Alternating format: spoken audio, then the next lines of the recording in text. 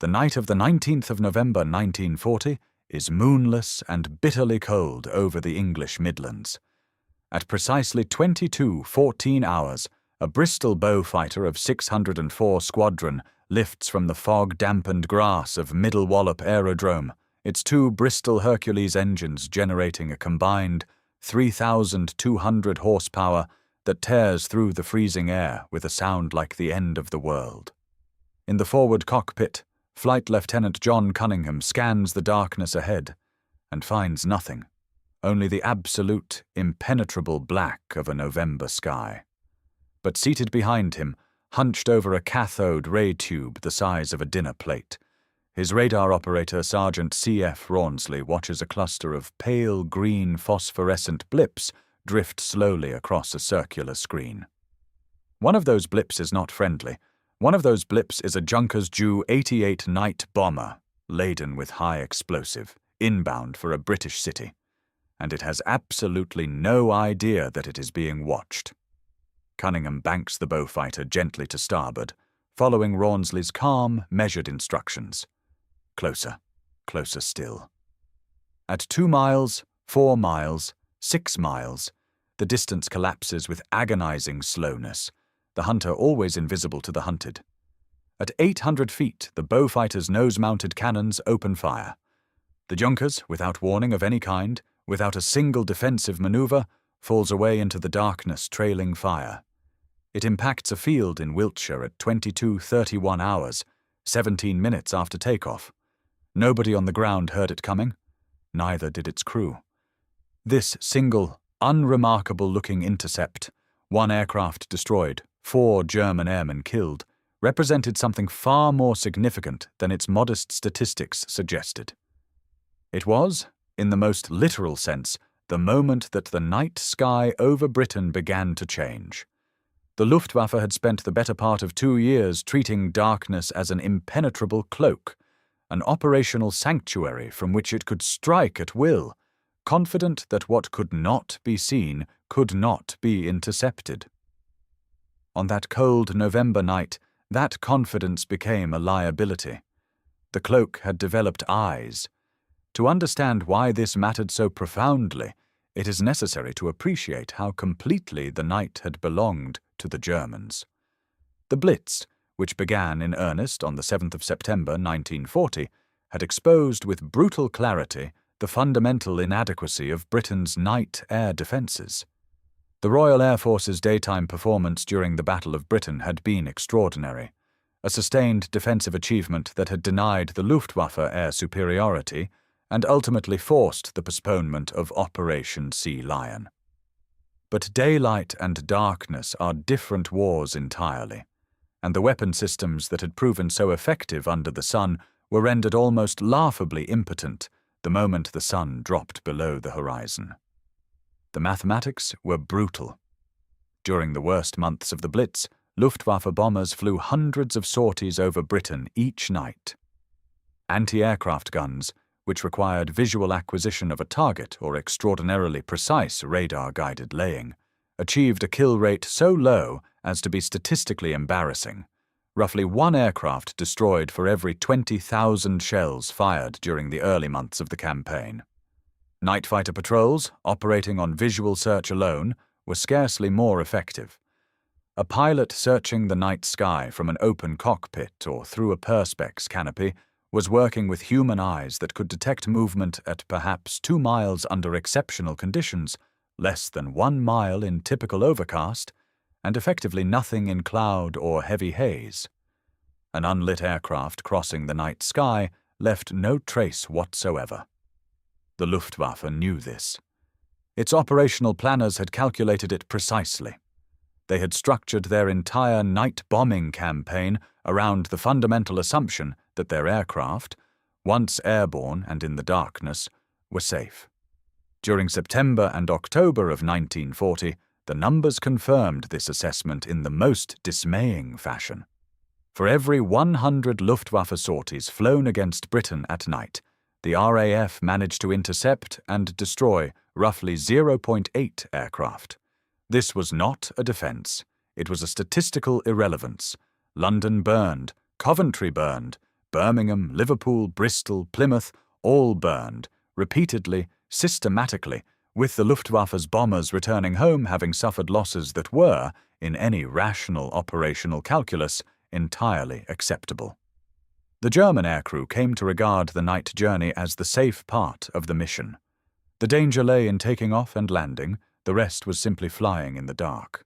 The solution emerged from an unlikely confluence of pre-war scientific intuition and wartime desperation, and its origins lay not in the bomber crisis of 1940, but in a rather more abstract set of experiments conducted along the Dorset coast 4 years earlier.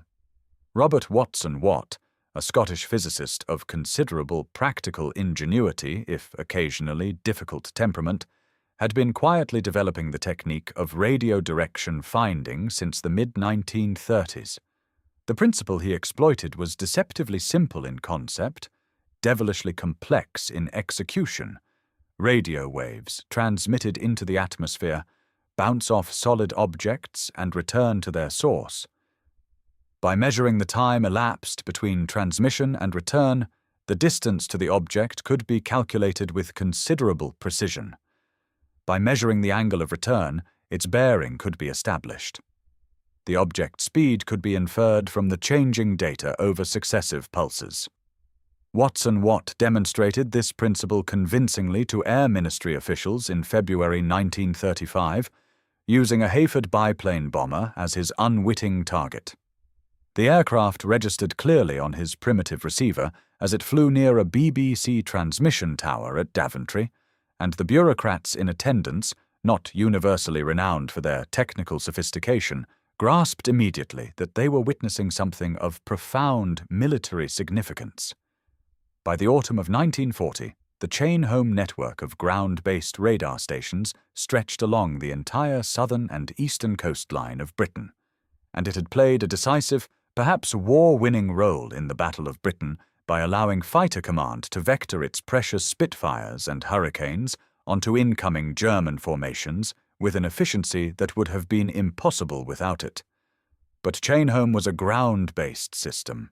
It pointed outward, toward the approaching enemy, and it covered the gaps between stations with a supplementary network called chain-home low, designed to detect aircraft flying beneath the beam of the main transmitters.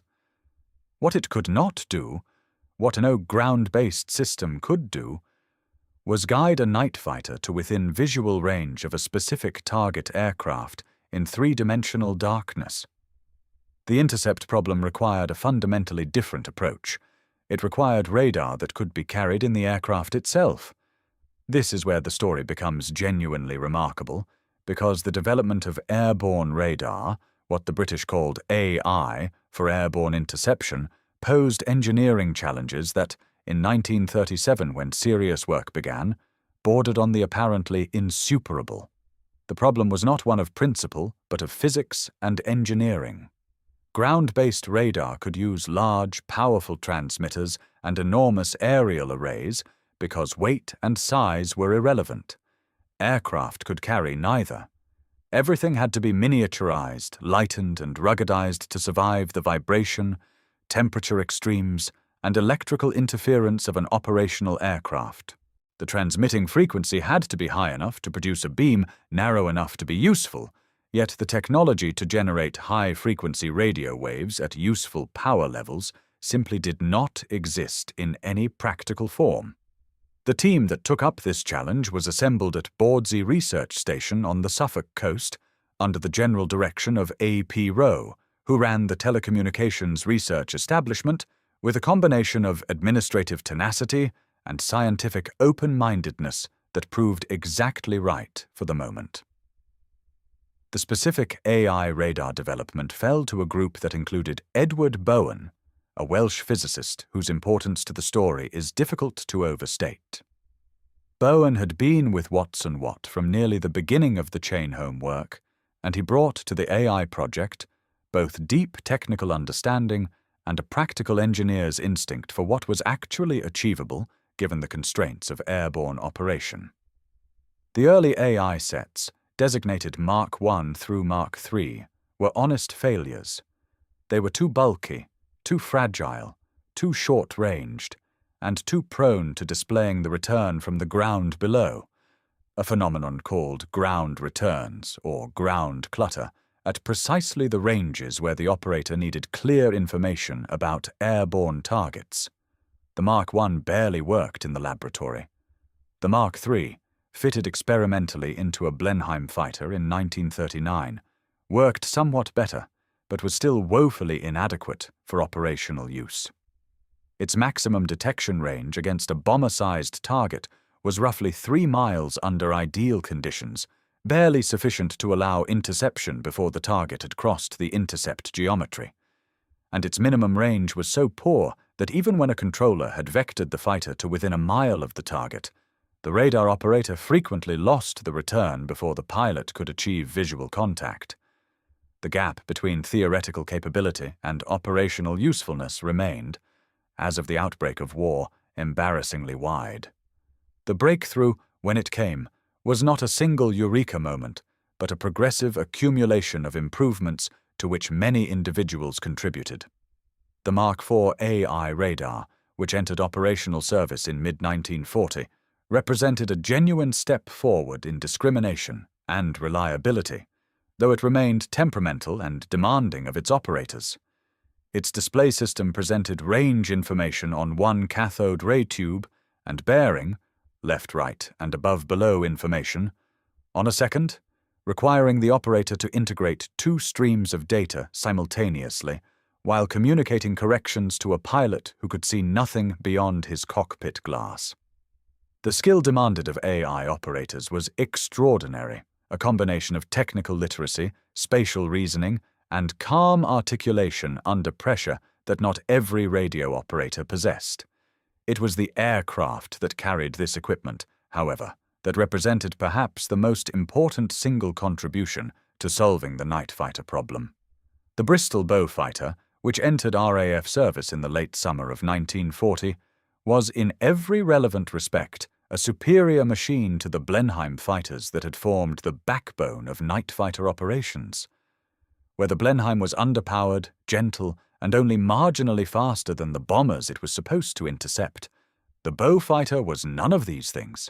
It was heavy, 21,000 pounds fully loaded, but its 2 Bristol Hercules sleeve valve radial engines gave it a top speed of 321 miles per hour at 15,800 feet, sufficient to overhaul virtually any bomber in the Luftwaffe inventory. Its armament was formidable by any standard: 4 20mm Hispano cannon in the nose and 6.303-inch Browning machine guns in the wings, a weight of fire that could destroy a heavy bomber in a single determined burst.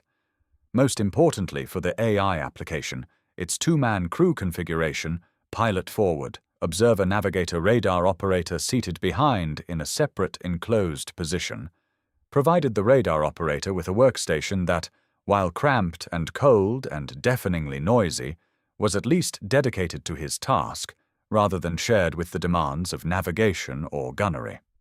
The combination of AA Mark IV radar and the Beaufighter proved decisive, though the process of making it work operationally was considerably more complex than simply fitting one to the other.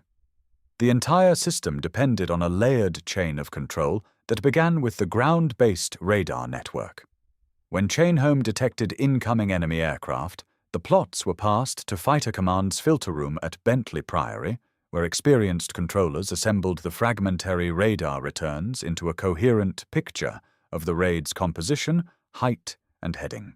This information was then passed to sector operations rooms, where ground controllers, using the data from a system called Ground-Controlled Interception, or GCI, which employed a new type of rotating radar aerial specifically designed to track both the night fighter and its target simultaneously, talked the Beaufighter crew into the general vicinity of the enemy aircraft.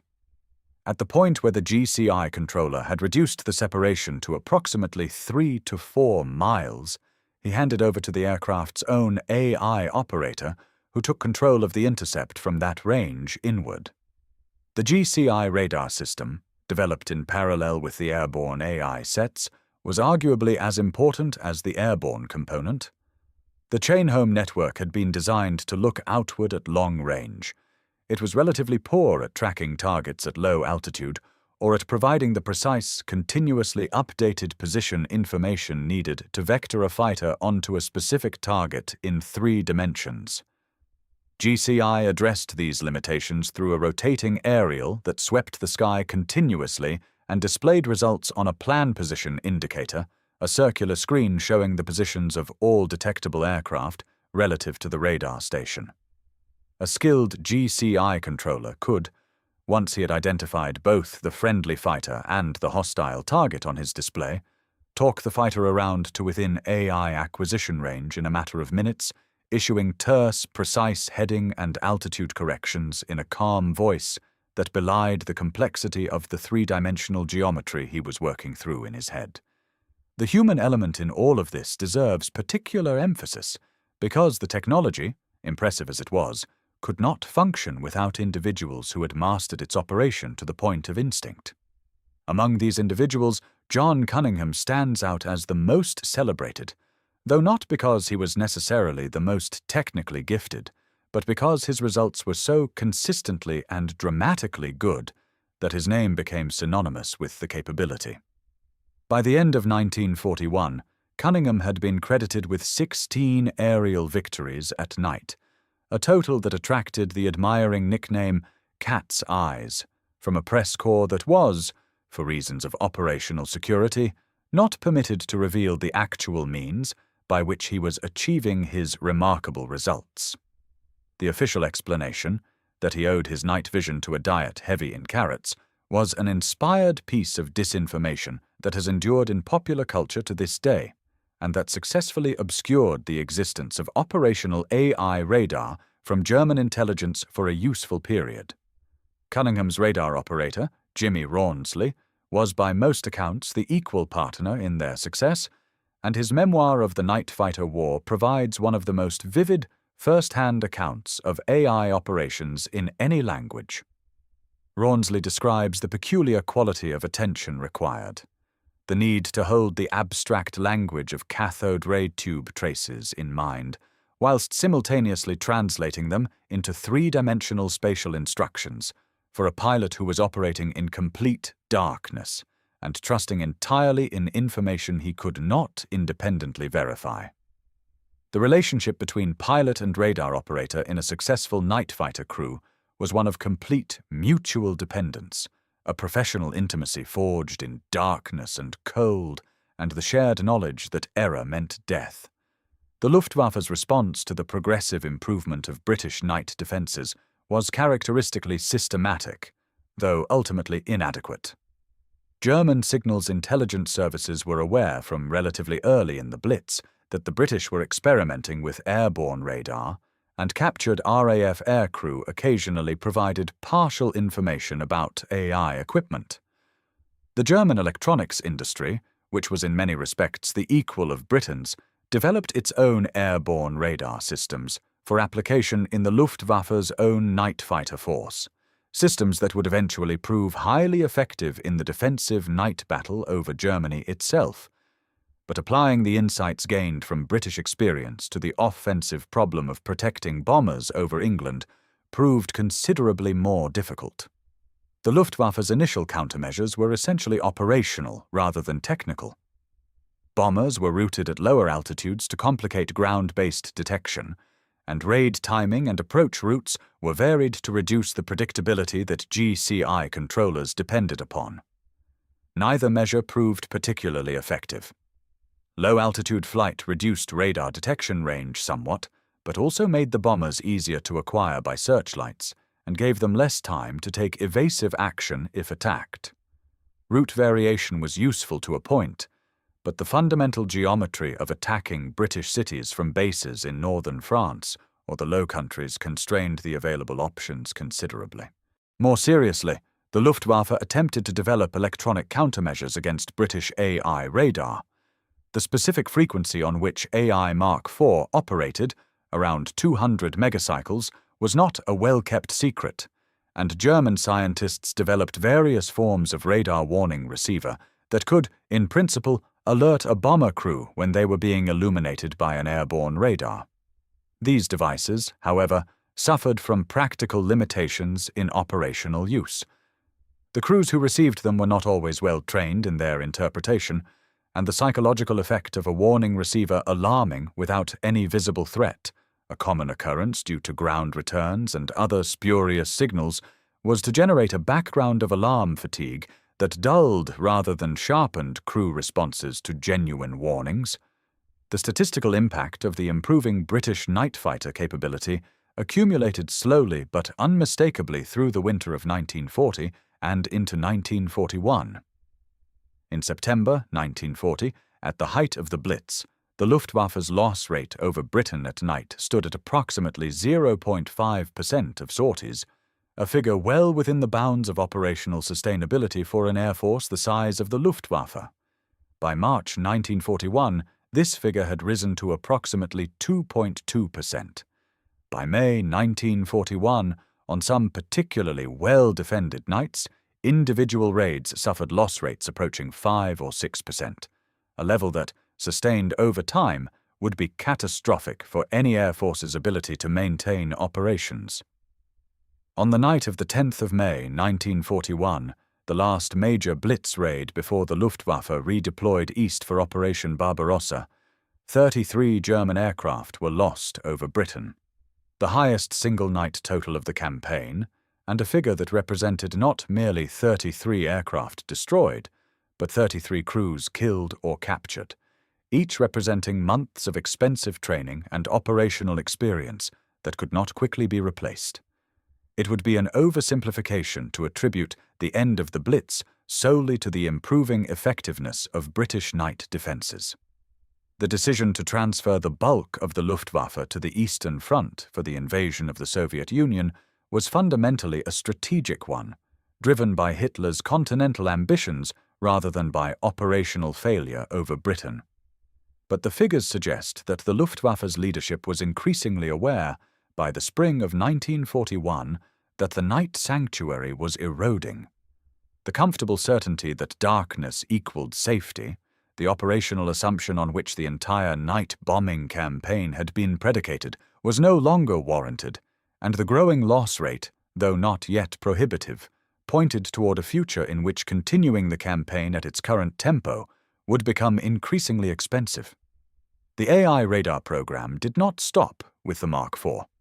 The Mark VII and Mark VIII sets, which began reaching operational units in 1941 and 1942, employed centimetric wavelengths generated by the cavity magnetron, a British invention of world historical importance developed at the University of Birmingham by John Randall and Harry Boot in February 1940, and subsequently shared with the Americans at the famous Tizard mission of the same year. Centimetric radar offered resolution and range discrimination so superior to the earlier metric sets as to represent a qualitative rather than merely quantitative improvement. The minimum range problem that had plagued earlier AI sets, the tendency to lose the target in ground clutter at precisely the moment when the fighter crew most needed clear information, was dramatically reduced. The maximum range was extended. Most importantly, the displays became interpretable by operators with less intensive training, broadening the pool of qualified AI operators at precisely the moment when expanding night fighter operations demanded more of them. By 1943 and 1944, the night fighter force had evolved into a formidable and sophisticated weapons system that bore only superficial resemblance to the improvised arrangements of 1940. Dedicated AI-equipped units operated Beaufighters and the de Havilland Mosquito, an aircraft that combined exceptional speed, a useful two-man crew configuration, and sufficient range to patrol far out over the sea, and the techniques of GCI control and airborne interception had been refined through years of operational experience into a smoothly integrated system. The loss rates imposed on German aircraft attempting to reach Britain diminished the strategic significance of Luftwaffe night operations to near irrelevance. More tellingly, the same principles, the same radar technology, and many of the same techniques were applied in the opposite direction in the Bomber Command offensive against Germany, where RAF night fighters, adapted German techniques, and the constant electronic cat and mouse of the night bombing war created a parallel story of extraordinary complexity and cost. The legacy of the British AI radar program extends well beyond the immediate context of the Second World War. The engineering principles demonstrated in AI development, the miniaturization of radar for airborne use, the development of centimetric radar through the cavity magnetron, the integration of ground-based and airborne radar in a coherent control system, became foundational to post-war aviation, civil as well as military. Modern aircraft weather radar, terrain avoidance radar, and airborne collision avoidance systems all trace direct lineage to the desperate engineering effort conducted at Bawdsey, Worth Matravers, and a dozen other research establishments during the years between 1937 and 1945. The cavity magnetron itself, shared with American scientists in 1940 and subsequently developed into practical microwave devices by a team at MIT's Radiation Laboratory, eventually found its way into an application that has nothing whatever to do with aviation. The microwave oven, which functions on precisely the same principle of using magnetron-generated microwaves to agitate water molecules in food. Several examples of AI radar equipment survive in museum collections. The RAF Museum at Hendon holds examples of AI Mark IV and Mark VIII sets, alongside a preserved Bristol Beaufighter, and the Science Museum in London displays components of the Cavity Magnetron Development Programme, including examples of Randall and Boot's original device. The telecommunications research establishment's wartime home at Worth Matravers, on the Dorset coast, is now largely reclaimed by farmland and coastal heath, though local historical societies have documented its layout with considerable care. A small memorial marks the site. It is a modest commemoration for an achievement of considerable consequence. Bawdsey Manor, where Watson Watt conducted his early radar experiments and where the first operational chain home station was built, is now partly open to visitors, and the distinctive transmitter towers that once defined the coastal landscape of eastern England, though most have been demolished, are commemorated at several sites with interpretation panels that explain their wartime role. The human stories connected to these places are gradually entering the historical record through memoir, oral history, and declassified operational records. The story of the radar operators, the Raunsleys and their colleagues who sat in cold, dark, noisy aircraft, reading green phosphorescent traces and translating them into the spatial language of aerial combat, is only now receiving the attention it deserves. What the AI radar program ultimately demonstrated was something that sound engineering has proved repeatedly throughout history, that the side that solves the information problem first gains an advantage so profound that it can neutralize material superiority of apparently overwhelming magnitude. The Luftwaffe in the autumn and winter of 1940 had more aircraft, more experienced crews, and the initiative. It possessed none of the information it needed to know that it was being watched, tracked, and progressively hunted with increasing effectiveness. The British night fighter force was small, its equipment imperfect, its techniques still being developed. But it possessed one thing the Luftwaffe did not: the ability to see in the dark. John Cunningham flew his last operational sortie in 1944 and survived the war to become a celebrated test pilot, flying early jet aircraft and contributing to the development of the de Havilland Comet, the world's first commercial jet airliner. Jimmy Rawnsley wrote his memoir and lived quietly. Robert Watson Watt received a knighthood and considerable recognition, though the question of precisely how much credit should attach to him versus his many collaborators remains a subject of historical debate. Edward Bowen emigrated to Australia after the war and made further contributions to radio astronomy. The cavity magnetron, perhaps the single most consequential device to emerge from the entire program, sits in museum cases around the world.